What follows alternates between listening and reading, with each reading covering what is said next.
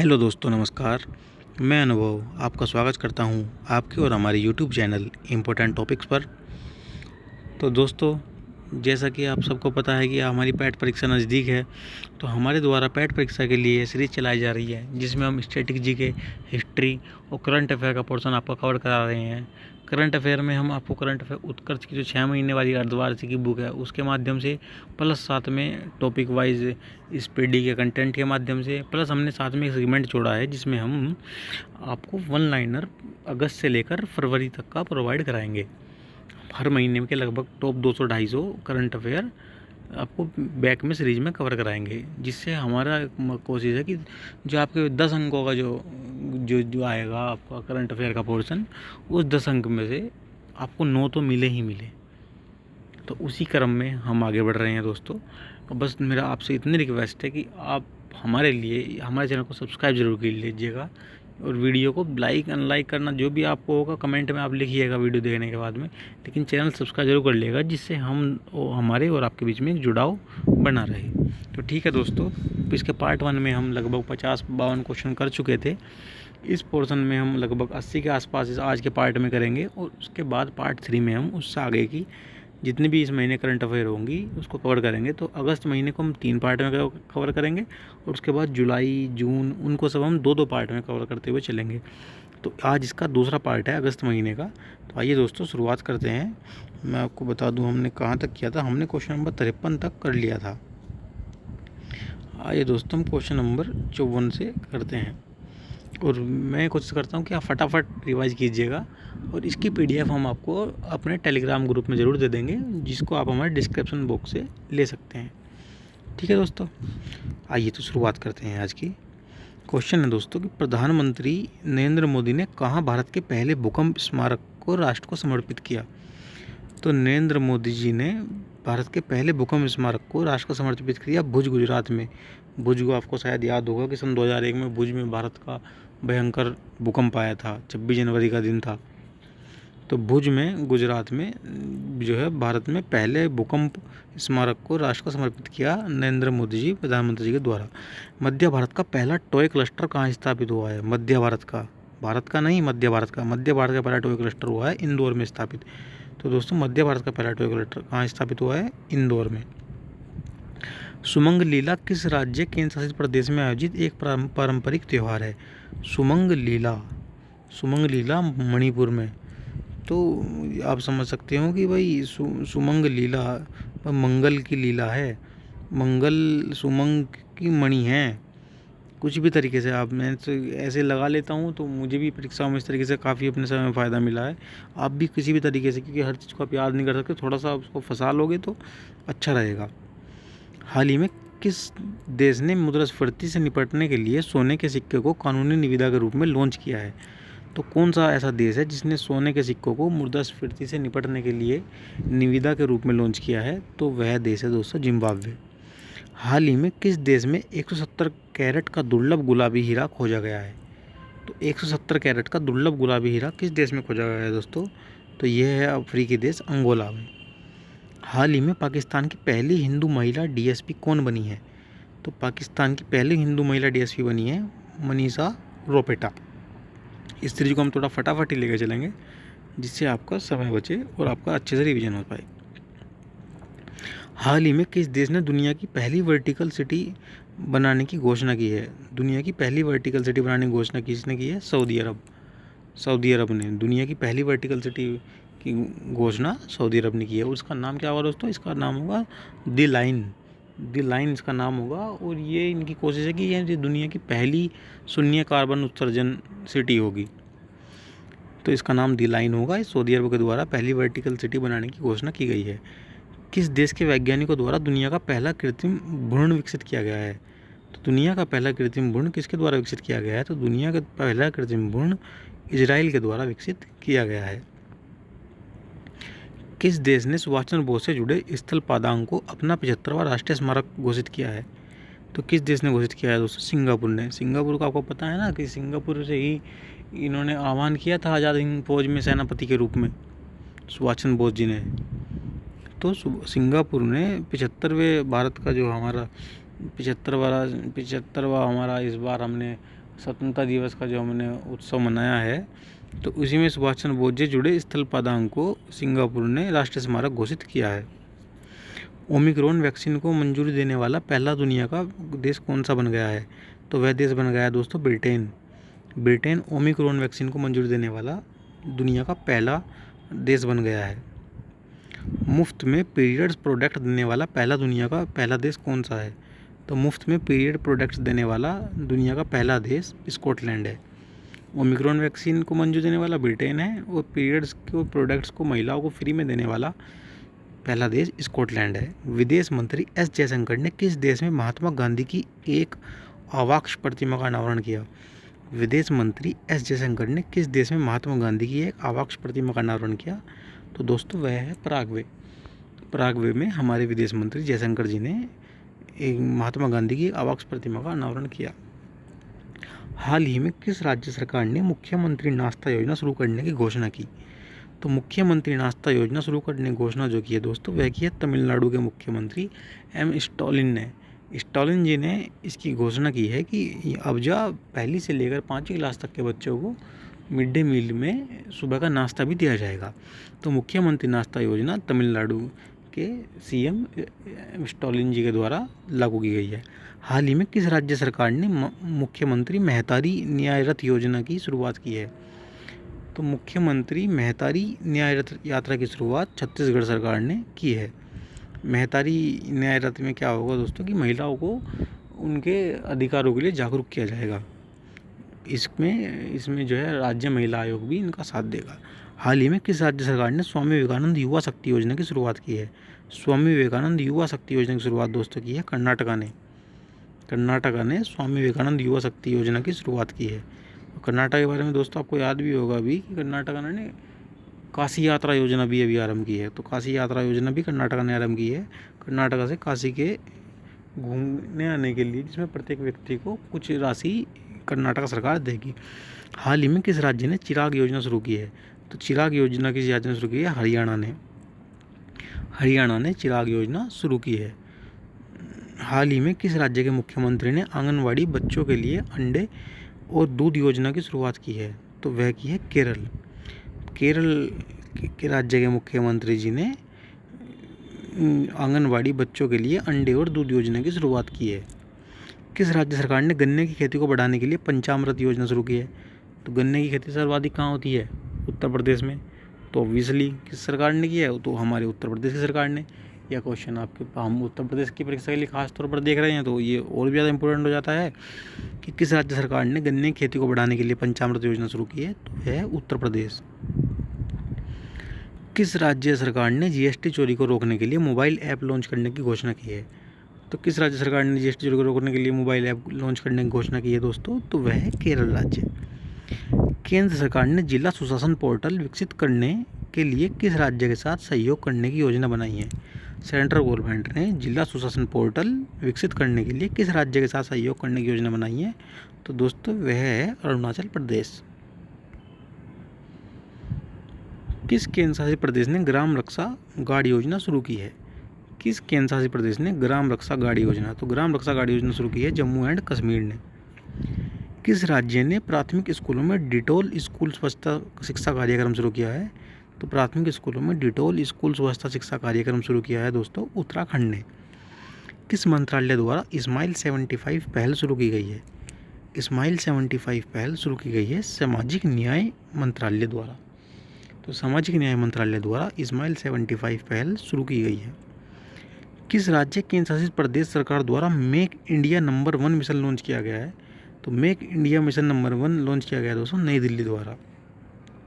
तो दोस्तों हमारी ये क्लास आपको कैसी लग रही है प्लीज़ आप कमेंट में हमसे ज़रूर शेयर कीजिएगा, क्योंकि हो क्या रहा है हमारा एक नया चैनल है, हमको पता नहीं चल पाता है सही तरीके से कि लोग तक हम जो पहुंचाना चाह रहे हैं वो पहुंच भी रहा है या नहीं। व्यू तो काफ़ी आ जाते हैं नए चैनल के हिसाब से, लेकिन सब्सक्राइब और कमेंट में लोगों की प्रतिक्रिया नहीं मिल पाती। चलो सब्सक्राइब भी आपको नहीं करना है, बेकार कंटेंट लग रहा है एक बार मत कीजिए, लेकिन कमेंट बॉक्स में लिखिए तो सही हमने आपको जो बताया वो अच्छा है बेकार है, हम इसको रेगुलरली करें ना करें, हम इस योग्य हैं भी या नहीं हैं। योग्य हैं तो सब्सक्राइब करें, नहीं है तो कमेंट बॉक्स में हमको लिख के बताएं। लेकिन कुछ तो करेगा दोस्तों हमारे लिए भी। आइए आगे बढ़ते हैं तेज़ी से। किस राज्य सरकार ने रथ स्कूल ऑन व्हील्स परियोजना का शुभारंभ किया है? किस राज्य सरकार ने रथ स्कूल ऑन व्हील्स योजना का शुभारंभ किया है? तो रथ स्कूल ऑन व्हील्स परियोजना असम राज्य ने शुरू की है। किस भारतीय राज्य केंद्र शासित प्रदेश ने परिवार कल्याण योजना लॉन्च की है? परिवार कल्याण योजना उत्तर प्रदेश ने लॉन्च की है। तो उत्तर प्रदेश की दोनों योजनाएं आपके लिए महत्वपूर्ण हो गई। एक तो पंचामृत योजना गन्ने के लिए, और दूसरी ये परिवार कल्याण कार्ड योजना, यह भी उत्तर प्रदेश सरकार ने लॉन्च की है। महिला निधि योजना लागू करने वाला देश का दूसरा राज्य कौन सा बन गया है? तो दूसरा राज्य बना है राजस्थान। महिला निधि योजना चालू करने वाला दूसरा देश का दूसरा राज्य बना है राजस्थान। हाल ही में किसे डॉक्टर DC नारायण रेड्डी राष्ट्रीय साहित्य पुरस्कार दिया गया? तो डॉक्टर C नारायण रेड्डी राष्ट्रीय साहित्य पुरस्कार जो दिया गया है दोस्तों, प्रतिभा रे को दिया गया है। प्रतिभा रे, जहाँ तक मुझे पता है कि ये एक उड़िया लेखक हैं, उड़िया भाषा की लेखक हैं प्रतिभा रे, जिन्हें डॉक्टर C नारायण रेड्डी राष्ट्रीय साहित्य पुरस्कार दिया गया है। हाल ही में उपराष्ट्रपति नायडू ने किस राज्य की पुलिस को प्रेसिडेंट कलर्स प्रदान किया है? तो उपराष्ट्रपति नायडू जी ने किस राज्य की पुलिस को प्रेसिडेंट कलर्स प्रदान किया है? तो वह है तमिलनाडु राज्य की पुलिस को उपराष्ट्रपति नायडू जी ने प्रेसिडेंट कलर्स प्रदान किया है। हाल ही में किस देश के विद्वान जेफरी आर्मस्ट्रॉन्ग वर्ष 2021 के लिए विशिष्ट एंडोलॉजिस्ट पुरस्कार से सम्मानित किए गए? तो किस देश के विद्वान जेफरी आर्मस्ट्रॉन्ग को 2021 के लिए विशिष्ट एंडोलॉजिस्ट पुरस्कार से सम्मानित किया गया? तो वह है कनाडा के विद्वान जेफरी आर्मस्ट्रॉन्ग। किसे लद्दाख के सर्वोच्च नागरिक सम्मान से नवाजा गया? तो दलाई लामा जी को लद्दाख के सर्वोच्च नागरिक सम्मान से नवाजा गया। ये इंपॉर्टेंट क्वेश्चन है, याद रखना। लद्दाख के सर्वाधिक नागरिक सम्मान किसको मिला? दलाई लामा जी को। दलाई लामा एक तिब्बती धर्मगुरु का पद होता है। किस देश की सरकार द्वारा कनन सुंदरम को सेविलियर अवार्ड से सम्मानित किया गया? तो किस देश की सरकार के द्वारा कनन सुंदरम को सेविलियर वर्ड आप याद रखना। सेविलियर नाम से जितने भी अवार्ड होते हैं वो कनाडा गवर्नमेंट के होते हैं। किस देश की सरकार द्वारा कनन सुंदरम को सेविलियर अवार्ड से सम्मानित किया गया? तो वह है फ्रांस। सॉरी, मैं माफ़ कीजिएगा, मैंने शायद कनाडा बोल दिया था। फ्रांस के जितने भी अवार्ड होते हैं वो सेविलियर नाम से होते हैं। कर्नाटक सरकार द्वारा किस प्रसिद्ध अभिनेता को मरणोपरांत कर्नाटक रत्न पुरस्कार से सम्मानित किया जाएगा? तो कर्नाटक सरकार द्वारा किस प्रसिद्ध अभिनेता को मरणोपरांत कर्नाटक रत्न से सम्मानित किया जाएगा? अभी जो हमारे का चर्चित एक साउथ एक्टर पुनीत राजकुमार जी जिनका निधन हो गया था, उनको कर्नाटक सरकार द्वारा कर्नाटक रत्न पुरस्कार से सम्मानित किया जाएगा। कांग्रेस के वरिष्ठ नेता शशि थरूर को किस देश का सर्वोच्च नागरिक सम्मान देने की घोषणा की गई है? कांग्रेस के वरिष्ठ नेता शशि थरूर जी को सर्वोच्च नागरिक सम्मान दिया जाएगा फ्रांस का। और जो मैंने आपको बताया था ना, ये ऊपर ये सेविलियर द गार्ड ऑफ ऑनर, इस तरीके का ही इसका नाम है जो इनको सर्वोच्च नागरिक सम्मान मिला है। सेविलियर गार्ड ऑफ ऑनर, इस तरीके का एक नाम है। ये फ्रांस का सर्वोच्च सम्मान है जो वरिष्ठ कांग्रेसी नेता शशि थरूर को मिलेगा। Indian film festival of Melbourne award 2022 में किस सर्वश्रेष्ठ अभिनेता का अवार्ड दिया गया? तो इंडियन फिल्म फेस्टिवल में सर्वश्रेष्ठ अभिनेता का अवार्ड जो मिला है दोस्तों, वो मिला है रणवीर सिंह को। लंदन में किस भारतीय बुद्धिजीवी और शिक्षा शास्त्री को घर को ब्लू प्लेग सम्मान दिया गया है? तो लंदन में ब्लू प्लेग सम्मान जो दिया गया है दोस्तों, वो दादा भाई नौरोजी जी के घर को दिया गया है। लंदन में किस भारतीय बुद्धिजीवी और शिक्षा शास्त्री के घर को ब्लू प्लेग सम्मान दिया गया है? तो दादा भाई नौरोजी जी के घर को। किस देश के रहने वाली महिला रिपोर्टर फहीमिदा अजीम ने पुलित्जर का पुरस्कार जीता? तो जो है आपका पुलित्जर पुरस्कार 2022 किसने जीता? ये काफ़ी इंपॉर्टेंट क्वेश्चन बन जाता है, आप इसको रट लीजिएगा बिल्कुल। कहाँ की महिला रिपोर्टर हैं फहीमिदा अजीम? तो वह हैं बांग्लादेश की महिला रिपोर्टर फहीमिदा अजीम को 2022 का पुलित्जर पुरस्कार मिला। फहीमिदा अजीम किस नेशनल इंस्टीट्यूट ऑफ इम्यूनोलॉजी का निदेशक नियुक्त किया गया है? तो किसे नियुक्त किया गया है? तो वह किया गया दोस्तों देवाशीष मोहंती को नेशनल इंस्टीट्यूट ऑफ इम्यूनोलॉजी का निदेशक नियुक्त किया गया है। हिंदी भाषा में प्रेम्य के लिए किसे युवा साहित्य अकादमी पुरस्कार 2022 दिया गया? तो हिंदी भाषा में प्रेम्य के लिए युवा साहित्य अकादमी पुरस्कार जो दिया गया दोस्तों, वह दिया गया भगवंत अनमोल को। तो भगवंत अनमोल को हिंदी भाषा में युवा साहित्य अकादमी पुरस्कार दिया गया है प्रेम्य के लिए। किस नेता को 2022 में लिबर्टी मेडल से सम्मानित किया गया है? 2022 का लिबर्टी मेडल सम्मानित किया गया है वोलोडिमिर जेलेंस्की। वोलोडिमिर जेलेंस्की आप जानते हैं ना, कहाँ के राष्ट्रपति है? कमेंट बॉक्स में लिखिएगा। काफ़ी चर्चित हैं काफ़ी समय से, और रूस के साथ वाले मैटर में चर्चित हैं, इसलिए याद रखिएगा। देश भी आप खुद याद कर लीजिए, अब जितना हिंट दे चुका हूँ कि इनको 2022 का लिबर्टी मेडल अवार्ड मिला है वोलोडिमिर जेलेंस्की को। किस शरणार्थी के स्वागत के प्रयास के लिए यूनेस्को के शांति पुरस्कार 2022 दिया गया है? तो किसे दिया गया है शरणार्थियों के स्वागत के प्रयास के लिए यूनेस्को शांति पुरस्कार 2022? यूनेस्को का शांति पुरस्कार 2022 दिया गया है दोस्तों एंजेला मार्केल को, जो कि जर्मनी की भूतपूर्व चांसलर थे। हाल ही में प्रणय वर्मा को किस देश में भारत के नए राजदूत के रूप में नियुक्त किया गया है? तो प्रणय वर्मा को बांग्लादेश में भारत के राजदूत के रूप में नियुक्त किया गया है। हाल ही में किसे नेशनल स्टॉक एक्सचेंज के नए एमडी और सीईओ के रूप में किसे नामित किया गया है? तो नेशनल स्टॉक एक्सचेंज के नए एमडी और सीईओ बने हैं आशीष चौहान। हाल ही में किसने पीआईबी के प्रधान महानिदेशक के रूप में पदभार ग्रहण किया है? तो पीआईबी के प्रधान महानिदेशक के रूप में पदभार ग्रहण किया है सत्येंद्र प्रकाश जी ने। तो सत्येंद्र प्रकाश जी पीआईबी के प्रधान महानिदेशक बन गए हैं। और नेशनल स्टॉक एक्सचेंज के एमडी कौन बने हैं? आशीष चौहान। हाल ही में किसने केंद्रीय सतर्कता आयुक्त के तौर पर शपथ ग्रहण की है? तो केंद्रीय सतर्कता आयुक्त इसके तौर पर किसने शपथ ग्रहण की है? तो वे हैं सुरेंद्र पटेल। तो कौन बने हैं दोस्तों नए केंद्रीय सतर्कता आयुक्त? तो दोस्तों वो बने हैं सुरेंद्र पटेल। हाल ही में किसे भारत के 49वें मुख्य न्यायाधीश के रूप में नामित किया गया है? तो भारत के 49वें मुख्य न्यायाधीश के रूप में नामित किया गया है दोस्तों उदय उमेश ललित को। यूयू ललित भी इनको बोला जाता है। तो भारत के 49वें मुख्य न्यायाधीश हैं, 49वें 49 CJI हैं इंडिया के, उदय उमेश ललित। हाल ही में किसे प्रधानमंत्री कार्यालय में निदेशक नियुक्त किया गया है? तो प्रधानमंत्री कार्यालय में निदेशक नियुक्त किया गया दोस्तों श्वेता सिंह को।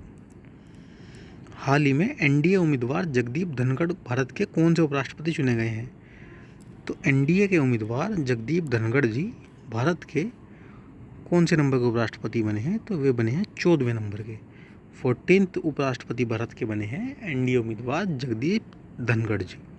जगदीप धनखड़ जी उपराष्ट्रपति से पहले पश्चिम बंगाल के राज्यपाल थे।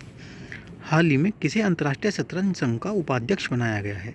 अंतर्राष्ट्रीय शतरंज संघ का उपाध्यक्ष दोस्तों बनाया गया है वह भारत के पहले ग्रैंड मास्टर विश्वनाथ आनंद जी को अंतर्राष्ट्रीय शतरंज संघ का पहला उपाध्यक्ष बनाया गया है।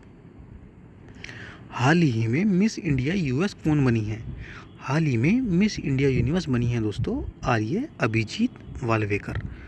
मिस इंडिया यूएसए, मैंने बोला यूनिवर्स जो कि गलत था, मिस इंडिया यूएसए कौन बनी है? वो बनी है आर्य अभिजीत वाल्वेकर। हाल ही में वैज्ञानिक एवं औद्योगिक अनुसंधान परिषद CSIR की पहली महिला महानिदेशक कौन बनी है?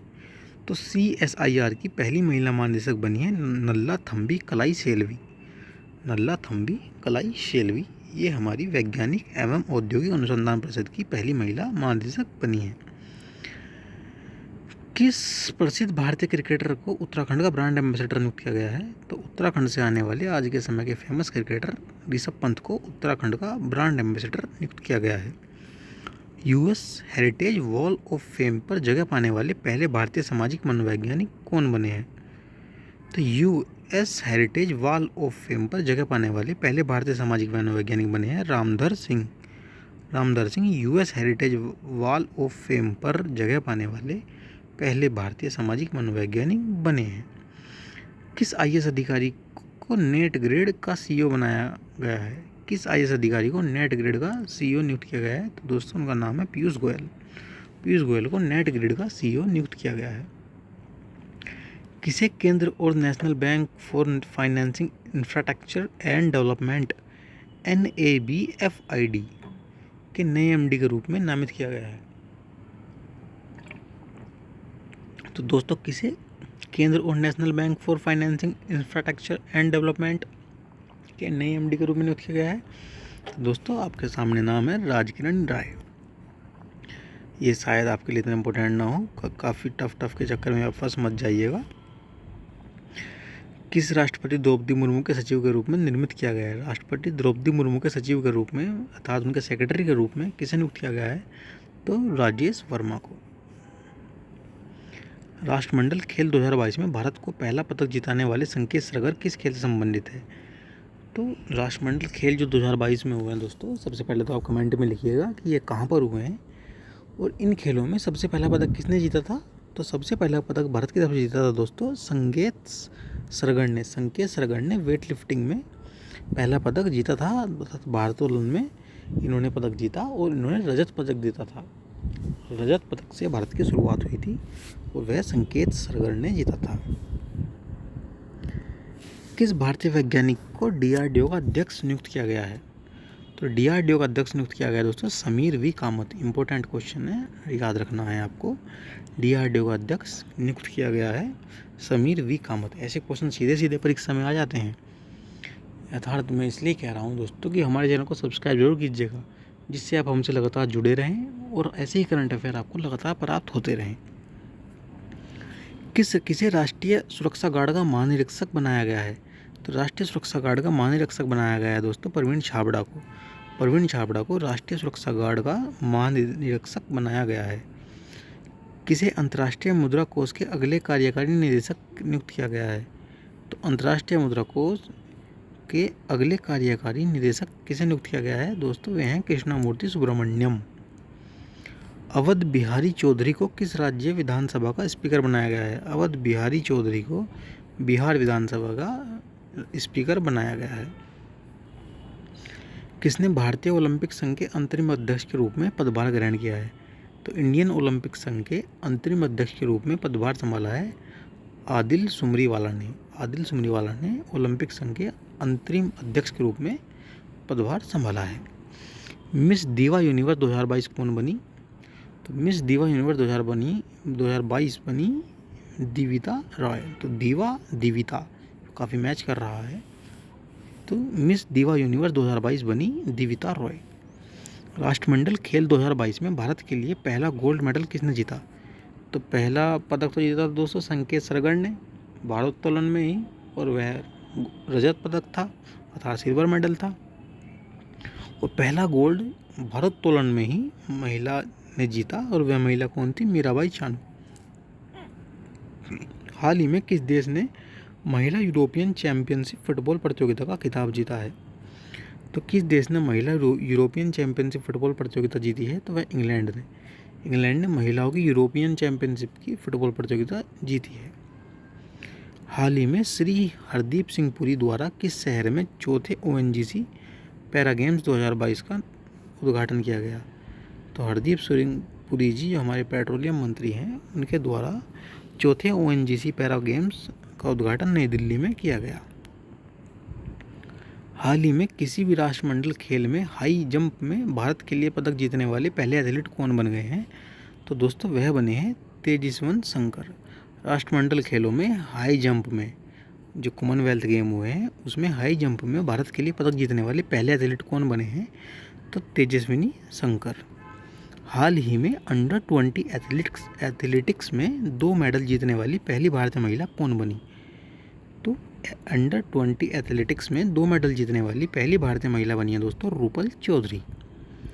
हाल ही में भारत किस देश को हराकर सैफ अंडर 20 चैंपियंस बन गया है? ये इंपॉर्टेंट क्वेश्चन है। सैफ अंडर 20 चैंपियन भारत किस देश को हराकर बना है? तो बांग्लादेश को हराकर दोस्तों भारत सैफ अंडर 20 चैंपियन बना है। सैफ आप हमारे बताना हमको कि ये सैफ नाम से टूर्नामेंट होता है, ये कौन से खेल का होता है? ऑप्शन है आपके पास फुटबॉल, हॉकी, क्रिकेट। हाल ही में भारत के 75वें शतरंज ग्रैंड मास्टर कौन बने हैं? तो भारत के 75वें शतरंज ग्रैंड मास्टर बने हैं दोस्तों, वे हैं, उनका नाम है वी प्रणव। वी प्रणव भारत के 75वें आज़ादी के साल में 75वें शतरंज ग्रैंड मास्टर बने हैं, इनका नाम है वी प्रणव। 28 जुलाई से 8 अगस्त तक चले राष्ट्रमंडल खेलों में भारत पदक तालिका में कौन से स्थान पर रहा? तो दोस्तों इसमें भारत चौथे स्थान पर रहा। और जबकि भारत के पसंदीदा खेल इस बार इसमें शामिल नहीं थे। किसे जुलाई के लिए पुरुष ICC player of the month चुना गया? ये इम्पोर्टेंट नहीं है, प्रभात जयसूर्या को कोई खास इम्पोर्टेंट नहीं है। हाल ही में किस प्रसिद्ध टेनिस खिलाड़ी ने संन्यास का ऐलान किया है? तो कौन प्रसिद्ध टेनिस खिलाड़ी हैं जिन्होंने संन्यास का ऐलान लिया है? उनका नाम है सेरेना विलियम्स। 600 T20 मैच खेलने वाले दुनिया के पहले क्रिकेटर कौन बन गए हैं? तो 600 T20 मैच सभी लीग को मिला करके, अरेबियन लीग, पाकिस्तानी लीग, भारतीय league, Sri Lankan league, Australian league, Australia की जो आपकी होती हैं जो भी, इन सबको मिल में अब तक 600 T20 मैच खेल चुके हैं किरण पोलार्ड, जो कि वेस्ट इंडीज के हैं। रियल मैड्रिड ने किसे हराकर UEFA सुपर कप 2022 जीता? रियल मैड्रिड ने यूफा सुपर कप 2022 जीता है आइट्रोचेट फ्रैंकफर्ट को हराकर रियल मैड्रिड ने जीता है। किसे 7वीं बार AIFF footballer of the year चुना गया है? तो AIFF footballer of the year चुना गया है 7वीं बार सुनील छेत्री जी को, जो कि भारतीय फुटबॉल टीम के कैप्टन हैं। हाल ही में जारी रिपोर्ट के अनुसार कृषि अवसंरचना कोष के उपयोग में कौन सा राज्य प्रथम स्थान पर है?